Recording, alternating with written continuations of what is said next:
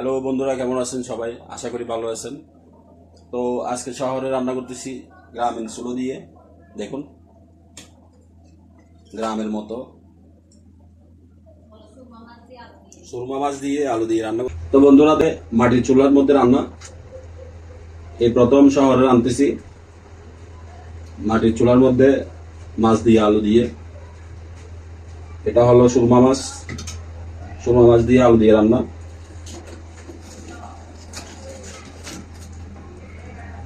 দেখুন আপনারা।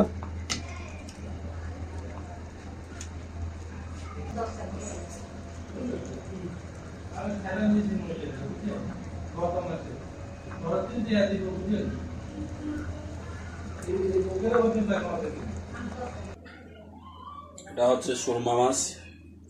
শহরের মধ্যে মাটির চুলার মধ্যে রান্না করতে যায় আজকে। দেখেন।